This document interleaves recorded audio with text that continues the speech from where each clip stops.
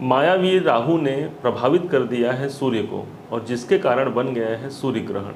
इस सूर्य ग्रहण का प्रभाव आपके लिए अर्थात कन्या राशि के लिए कब होने जा रहा है, और वास्तव में क्या यह सूर्य ग्रहण का प्रभाव आपके लिए बेहद खराब होगा या अच्छा होगा, इसी बात पर आधारित यह वीडियो है। यदि आप कन्या राशि के हैं तो निश्चिंत रहें, सूर्य ग्रहण के प्रभावों का विश्लेषण हम आपके लिए यहाँ पर लेकर के आए हैं। आइए प्रारंभ करते हैं। कन्या राशि से ठीक 8वें भाव पर सूर्य का गोचर हो रहा है 14 अप्रैल सन 2023 को। जैसे ही सूर्य नारायण आपके अष्टम भाव पर आते हैं, बहुत अच्छा परिवर्तन लेकर के आते हैं, क्योंकि अष्टम भाव आपके जीवन में आपके परिवर्तन को दर्शाता है। परिवर्तन भाव पर जब सूर्य नारायण आते हैं तो परिवर्तन की ही बात करते हैं। कैसा परिवर्तन? वह परिवर्तन हो सकता है आपके द्वादश भाव को लेकर के। आपके द्वादश भाव के स्वामी सूर्य देवता हैं और अष्टम भाव पर आ रहे हैं। कब आ रहे हैं? तो आपने देखा 2:57 पर 14 तारीख को आ रहे हैं। तो जैसे ही आते हैं तो आपके जो आपने निवेश किया है, जो आपने अभी तक जो अपने समय को अपना निवेश करते हुए अपने जीवन को बेहतर बनाने का प्रयास किया है, उन सब का प्रतिफल देने के लिए यहाँ पर वास्तव में सूर्य देवता आए हैं। परंतु जैसे ही यहाँ पर आते हैं, मात्र 6 दिन आपको अच्छा फल दे पाएंगे, और तुरंत ही 20 तारीख को अर्थात 20 अप्रैल 2022 को वैशाख कृष्ण पक्ष अमावस्या के दिन यह सूर्य ग्रहण का एक योग बन जाएगा, जो इस यूनिवर्स में बनेगा। इसका प्रभाव कहीं पर भी भारत में नहीं है, परंतु भारत के मानवों पर अर्थात प्रत्येक जीव पर इसका असर जरूर पड़ता है। क्या प्रभाव पड़ेगा, इसका दुष्प्रभाव क्या होने वाला है?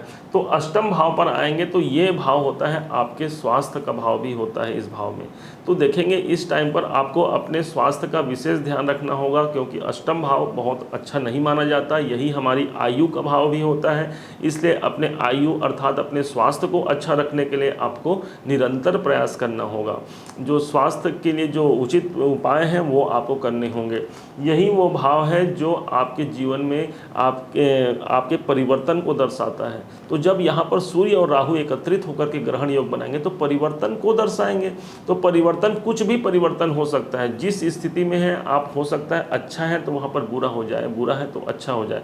परंतु एक सटीकता से यदि इस बात की विवेचना करते हैं तो यहाँ पर सूर्य द्वादश भाव के स्वामी हैं। तो माना जाता है ज्योतिष में कि द्वादश भाव के या छठे भाव के या 8वें भाव के स्वामी जब 6, 8, 12 में जाते हैं तब वो शुभ फल देते हैं। तो ये 8वां भाव तो अशुभ भाव हो गया, क्योंकि 6, 8, 12 अशुभ भाव हो गया। अशुभ भाव में ये सूर्य ग्रहण का प्रभाव हो रहा है, इसलिए आपको बहुत ज़्यादा समस्या आने वाली नहीं है, ऐसा मेरा मानना है। अष्टम भाव वैसे भी रुकावटों का भाव है, तो रुकावट के भाव में यदि ग्रहण लग रहा है तो ग्रहण किसको लगाएगा? रुकावट को, क्योंकि सूर्य क्या है? सूर्य छाया है। तो छाया यदि हमारे रुकावट में पड़ जाए, हमारे रुकावट भाव में पड़ जाए, हमारे आयु में पड़ जाए, हमारे परिवर्तन में पड़ जाए, तो उसे अच्छा मानेंगे, उसे सुखद मानेंगे। बुरा भाव का स्वामी बुरा भाव में आ गया। आपके लिए कोई सूर्य यहाँ पर हालांकि लग्नेश के मित्र हैं, लेकिन बुरे भाव के ही स्वामी हैं। द्वादश भाव हमारा बुरा भाव होता है। हॉस्पिटल की चिंता हो गया, हॉस्पिटल के खर्चे हो गए, आपके रोग हो गए, आपके धन की हानि हो गए, इन सब भावों को लेकर वो रुकावट कर रहा है। तो अच्छे हैं ना भाई कि हमारे पैसे हमारे जो खर्च होने जा रहे थे उसमें रुकावट की स्थिति बन जाएगी। हमने जो चिकित्सालय का व्यय करने वाले थे या चिकित्सालय में हमारे पैसे जाने वाले थे, यहाँ पर ग्रहण आ गया, मतलब एक छाया की स्थिति बन गई, एक माया इस स्थान पर आ गया, आपको वहाँ पर रुकावट देखने को मिल गई। सिर्फ यही नहीं, इस भाव से सूर्य के साथ राहु जिस भाव को देखेंगे, अर्थात राहु की जहाँ जहाँ दृष्टि होगी वहाँ पर भी हमें रुकावट सी स्थिति देखने को मिल सकती है।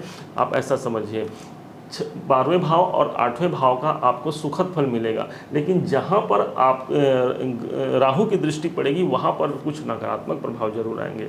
कहाँ पर आएंगे? तो राहु, माना गया है कि राहु जिसके घर में होता है उसका स्वरूप ले लेता है, जिसके साथ में होता है, जिस ग्रह के साथ होगा उसका स्वरूप ले लेगा।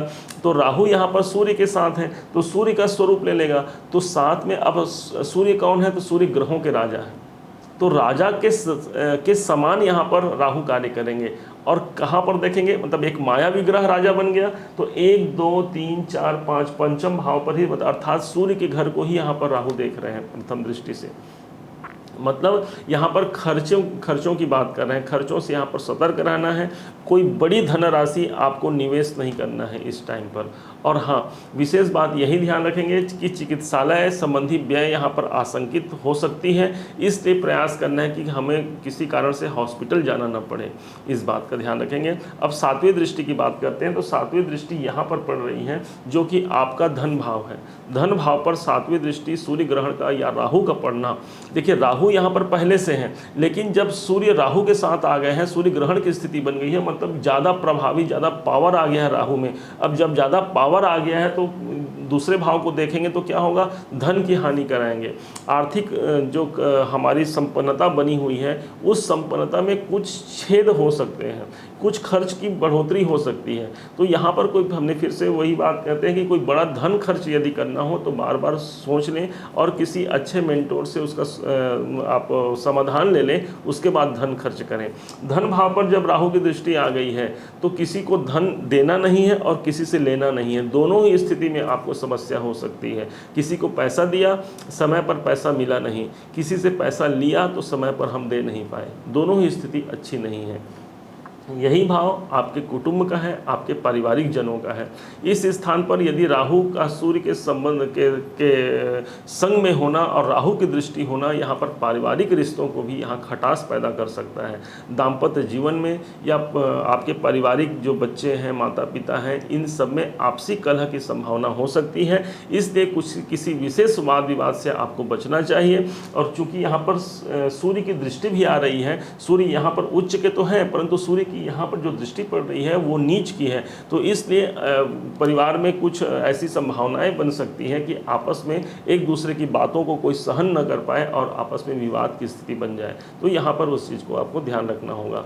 अब यही स्थान जो है आपकी वाणी का है, तो हमने पहले ही कहा कि वाणी पर आपको नियंत्रण रखना होगा। इस समय पर आप देखिए, नियंत्रण का मतलब ये कतई नहीं कि आप गलत बोलते हैं। कभी कभी ऐसा होता है कि हम सामने वाले को कुछ अच्छा बोलना चाहते हैं, परंतु हमारे मुख से कुछ दूसरा निकल जाए और सामने वाला उसे कुछ गलत मान ले। हमारी थिंकिंग नहीं है कि वैसा बोलना, लेकिन सामने वाला वो कुछ गलत मान लेता है। तो इस स्थिति में सोच समझकर अपनी वाणी का प्रयोग करना यहाँ पर दिखता है। अब 7, 8, 9 राहु की अगली दृष्टि आपके चतुर्थ भाव पर है। चतुर्थ भाव पर जब राहु की दृष्टि आती है तो यहाँ पर ग्रहण संबंधी तो आपके ये प्रॉपर्टी का भाव है, भूमि, भवन, वाहन, मकान, आपकी माता, तो माता के स्वास्थ्य में तो दिक्कत रहेगी, साथ में आप जमीन जायदाद संबंधी यहाँ पर दिक्कत की संभावना बनती है। किसी का विवाद चल रहा हो ऑलरेडी जमीन जायदाद से संबंधित, तो इस 1 महीने तक आपको सतर्कता पूर्वक उस विवाद को सुलझाना है या फिर सामान्य रूप से शांत रहते हुए उस कार्य को करना है। यदि कोई विवाद की स्थिति बनती है तो आपको हानि हो सकती है, इस बात का ध्यान रखेंगे, इसलिए विवाद से बचना होगा आपको इस समय पर। इसका प्रभाव कब तक रहता है, अगला पॉइंट आता है कि इसका विवाह कब तक, इसका जो प्रभाव है किसी सूर्य ग्रहण का कब तक रहेगा। तो कुछ लोगों का मानना है कि इसका प्रभाव 7 दिवस होता है, कोई 3 महीने तक मानते हैं, कोई 6 महीने तक मानते हैं, परंतु हमारा व्यक्तिगत मानना है कि एक अमावस्या से अगले अमावस्या तक इस सूर्य ग्रहण का प्रभाव होता है। जैसे कि वैशाख कृष्ण पक्ष अमावस्या को यहाँ पर सूर्य ग्रहण लगा आपके अष्टम भाव पर, तो अगले ज्येष्ठ कृष्ण पक्ष अमावस्या तक इस सूर्य ग्रहण का प्रभाव आप पर रह सकता है। तो इसलिए इस 1 महीने के दौरान आपको अब करना क्या है, तो अब कौन सा ऐसा उपाय करें कि हमने जो अभी बताया इस सूर्य ग्रहण के प्रभाव को कम किया जा सके और हम इसके दुष्प्रभाव से बच सकें। इसके लिए आपको प्रभावी उपाय बताया जा रहा है। सबसे पहला उपाय होगा भगवान भास्कर अर्थात सूर्य भगवान को प्रणाम करना। भानु प्रिय नमस्कारः ऐसा माना जाता है।